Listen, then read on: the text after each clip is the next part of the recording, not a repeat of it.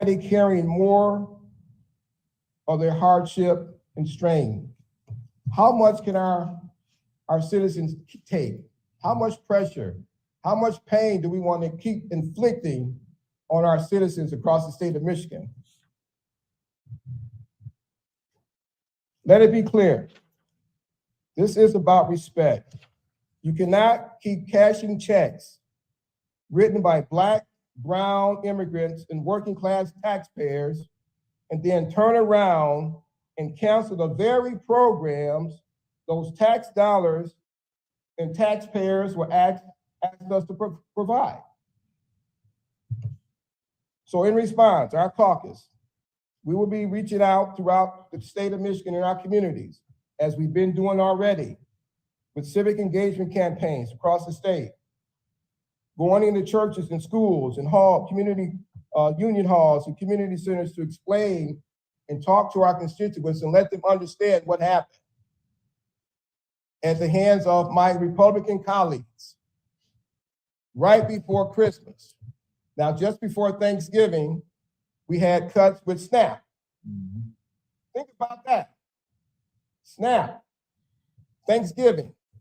Now, over 640 million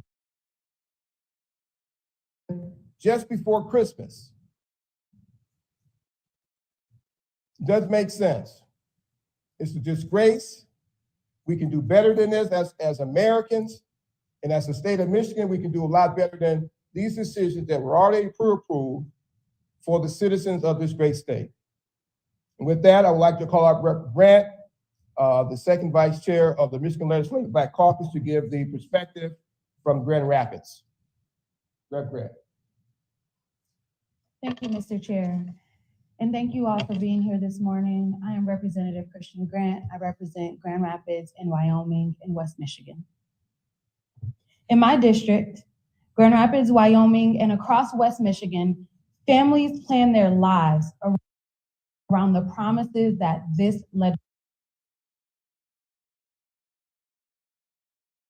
legislature makes. Promises about access to healthcare, food, safe neighborhoods, and opportunity. When House Republicans disapproved these projects, they didn't just cut line items. They broke promises and they cut lifelines for the people that we serve. Funding for local food infrastructure, community impact centers, mental health outreach, and dealing with the impact of lead poisoning is not abstract in this state or in my district. It means farmers being able to get food. This funding meant farmers being able to get food into underserved neighborhoods. It meant neighborhood-based organizations keeping young people safe. It meant families getting support before a crisis turns into an irreversible downward spiral. These cuts also have very real economic impact. They mean fewer contracts for small and local businesses, fewer jobs for residents who are counting on this work, and less money circulating in neighborhood economies, all right before the holidays when families and businesses are already stretched thin. I hear constantly from parents and seniors in my district who are juggling so many things at once, trying to find work, prescription costs, sky-high utilities, childcare, and the rising price of living. They are not asking for special treatment. They are not asking for pork projects. They are asking for fairness. And what that means is that the tax dollars that they pay come back to their community in the form of services, stability, and opportunity. When decisions of this magnitude are made outside of normal procedure,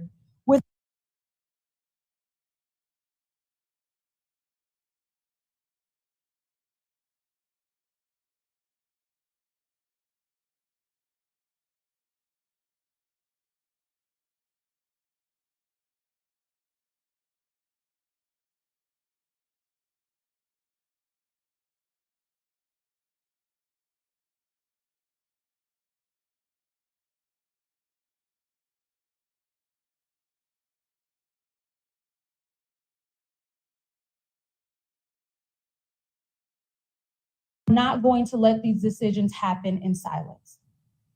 I am committed to taking this fight beyond the Capitol, and I know that my colleagues are as well.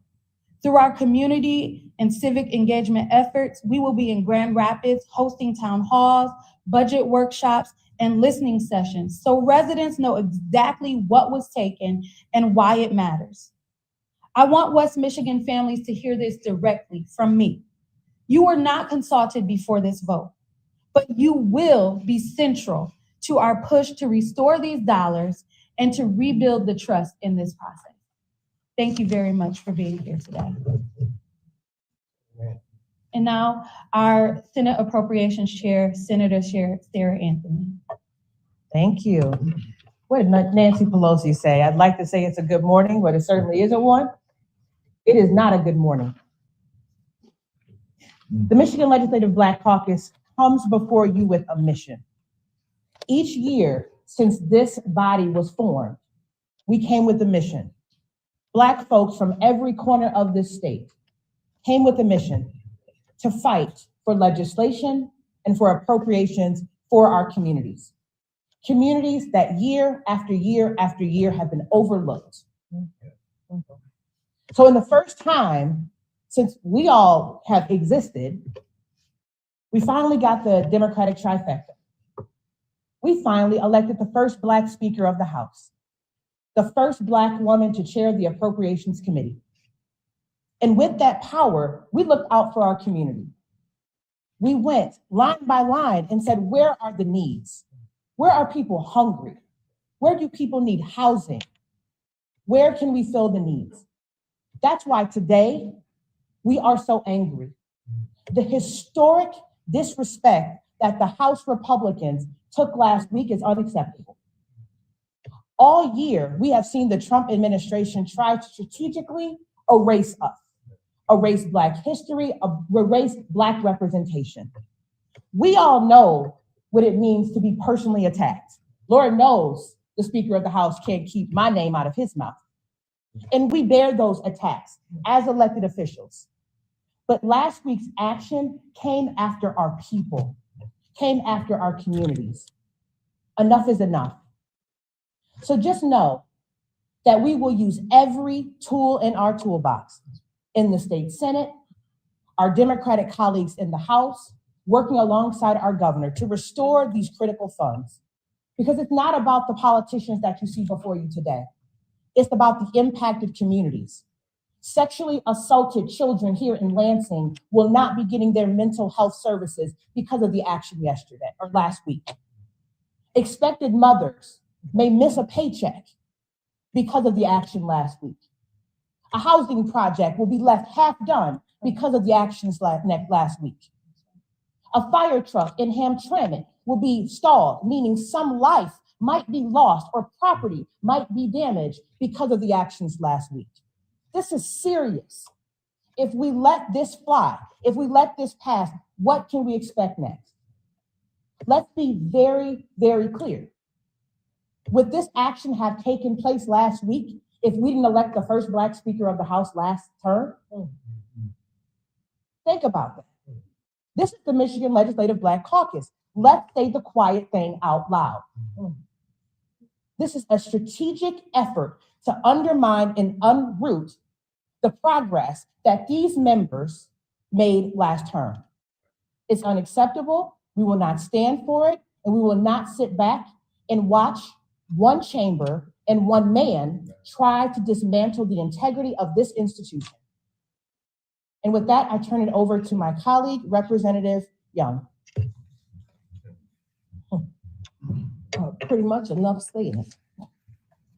The Detroit Caucus, I'm the chair of the Detroit Caucus, as well as the Democratic Caucus chair, and I happen to be the chaplain of the Michigan Legislative Black Caucus. And it is absolutely a time for prayer, because this is something that will put you on your knees quick when you claw back money that's intended for the least of these, for people who haven't had a voice for nearly 40 years. That's what we did, as Senator Anthony so eloquently said.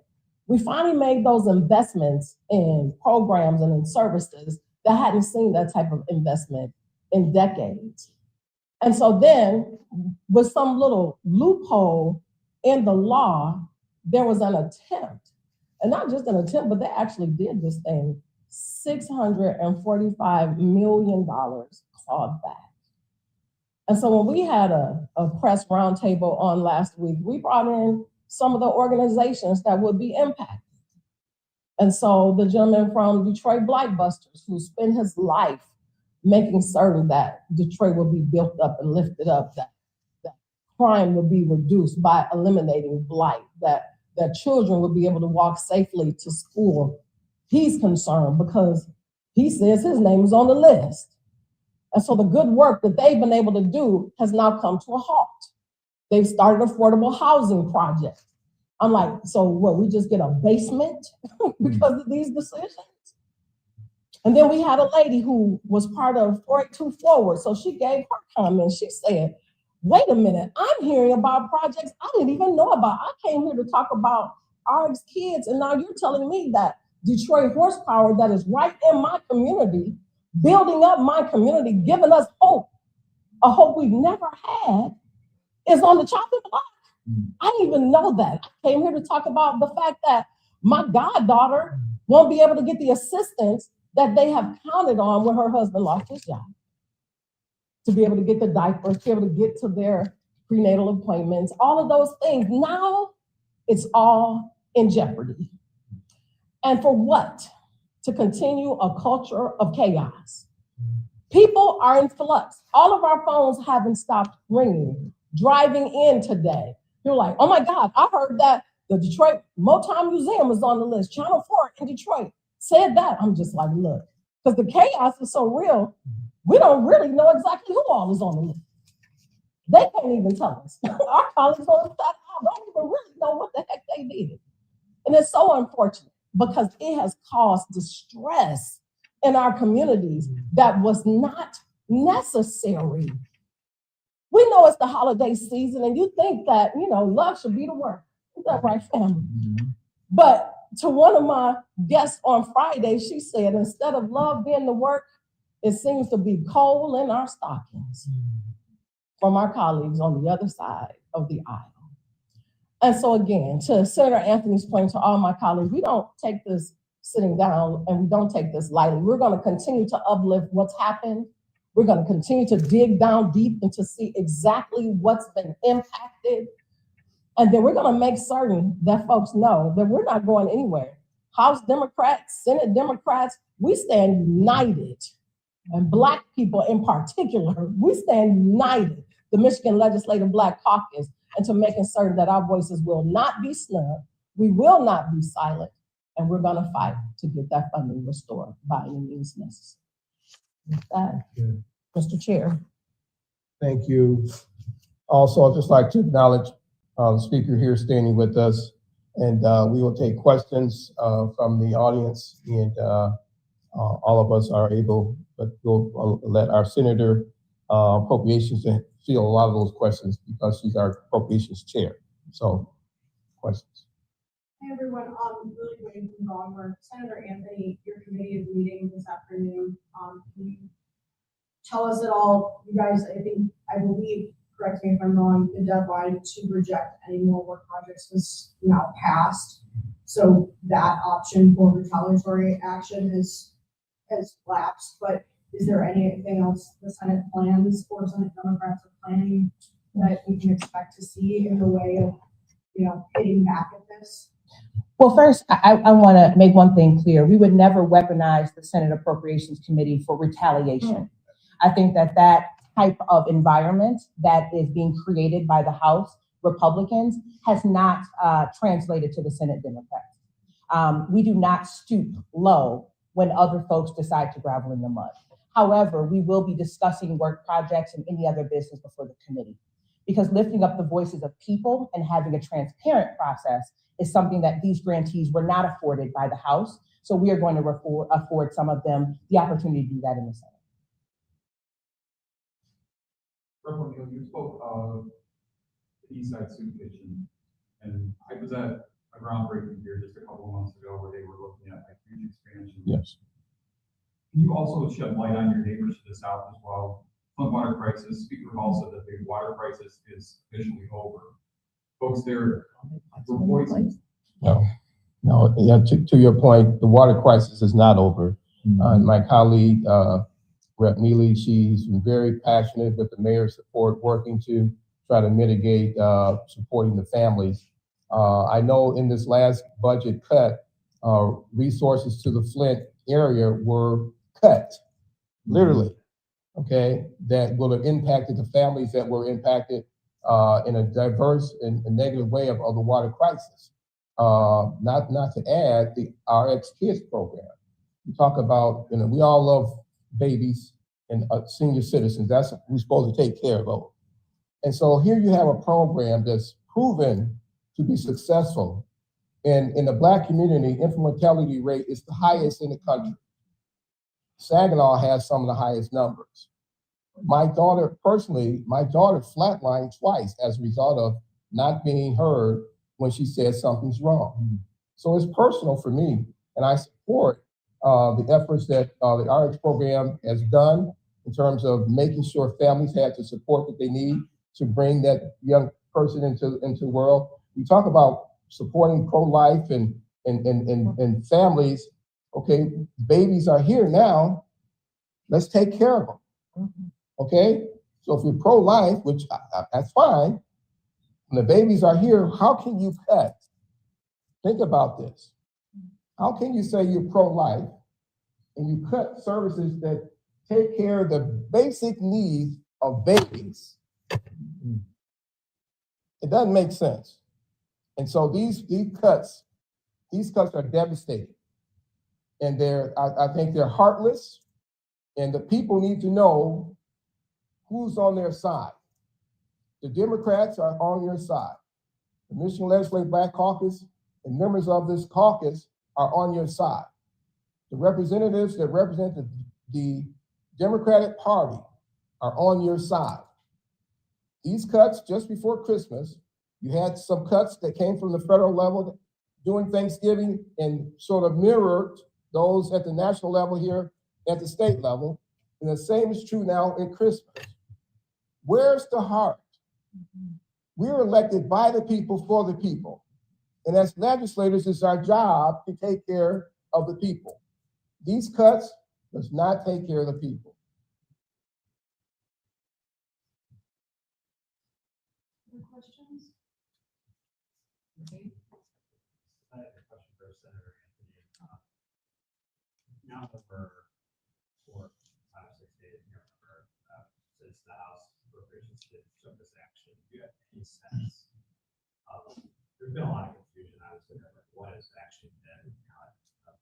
Can you elaborate if you got any more answers on administration or Speaker Hall? This has been one of the most egregious parts of this action, is the lack of clarity and understanding. The fiscal agents, our staffs are working around the clock trying to get that clarity. As Representative Young mentioned, there's so much confusion across the state about who was impacted, how much money has already gone out the door. And as policymakers, I always like to tell us, we'd rather be right than be first. And as the news started to come out, so many folks started to spread misinformation just to get a little bit of a crumb to ensure that they weren't on the list. Can you imagine that? You're a grantee, you have a signed contract, you are beginning construction, you are beginning to feed folks, you are starting to implement, you have assurances from the state of Michigan, and all of a sudden, you are met with so much confusion. Wait, your last payment may not come forward. So the answer is, we honestly don't know yet. And I think that was by design. This amount of confusion is just absolutely unnecessary, and it does harm the credibility of the state of Michigan. That's why I think we take this so seriously, is that when we go forward into our communities, when grantees and organizations and local governments want to partner with the state of Michigan to do good, because we all know government should not and cannot do everything. We need community partners. We want to make sure that our word is good, that our word is bond. And that's what the action did last week, is it made us less credible. Now, I would be remiss if I didn't also acknowledge some of the allies and supporters of the Michigan Legislative Black Caucus. Representative Price, Representative Morgan, Representative Reinigans. We also have Representative Song that is here. I think you are going to come forward and have a few remarks.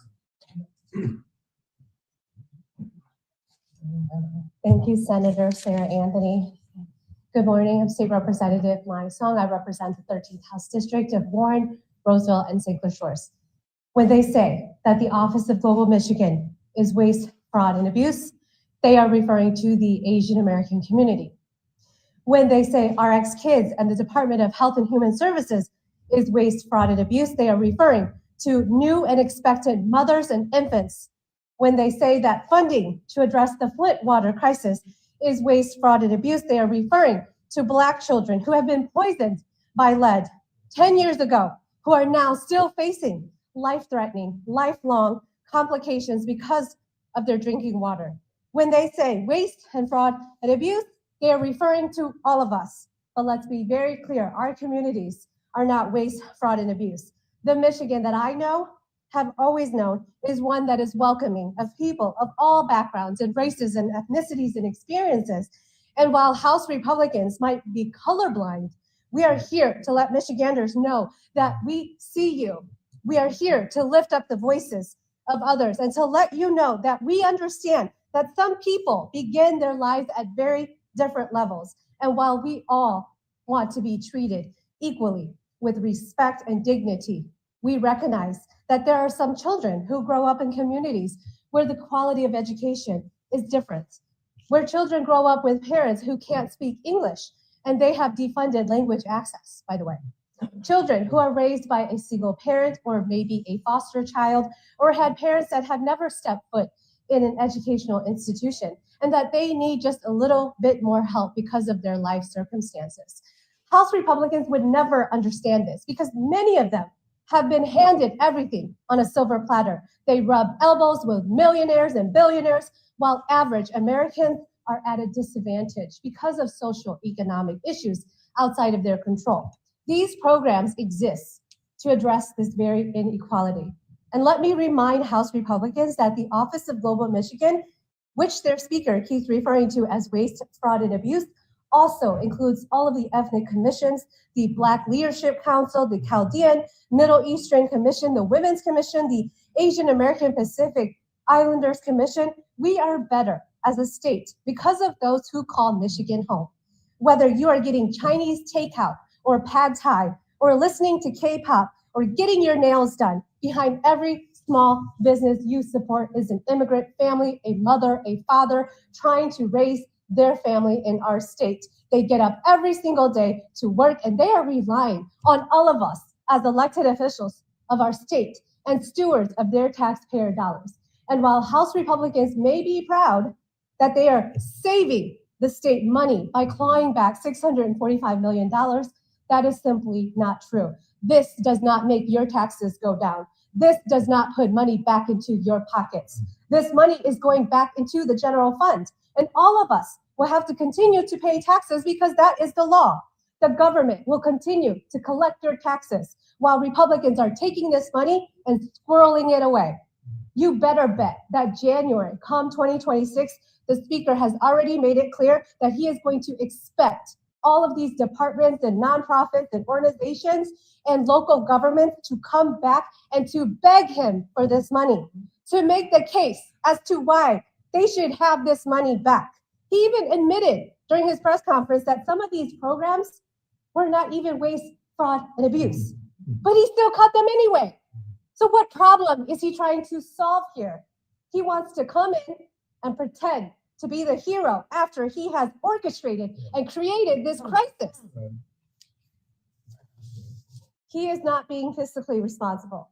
Being fiscally responsible means being efficient with taxpayer dollars. He's not putting money back into the pockets of working families. Instead, it's going to cost the state and taxpayers more money when they have to pause their projects and try to find ways to restart their initiatives or to even take out loans and bonds to make up for their local government's gap. This includes $1 million from my own community for Parks and Recreation in Warren. And as residents know, because I know how much that money is needed. Our local communities cannot even keep the bathrooms open at the parks. And if you knew, if you had a child, you would know that taking your child to the park means you have to worry about where is the closest bathroom, or taking them home. You have to run home, that you might have to use a porta potty if there is even one available. And Republicans, they don't think about this stuff because all they think about is themselves. So don't listen to what they say, watch what they do. And we are here as House Democrats and Senate Democrats to fight back against this claim of waste, fraud, and abuse. As the co-chair of the APA caucus, I'm here to stand in solidarity with the Black community, the Hispanic community, because this impacts all of us, no matter what part of the state that we live in. Thank you. Thank you, my song, and thank all of you colleagues for being here. Our work is just beginning. We'll keep you posted. I'm sure we'll have more press conference to talk about next steps and things that we're doing in our district. So thank you for you being here today. Thank all of you for speaking. That concludes our press conference.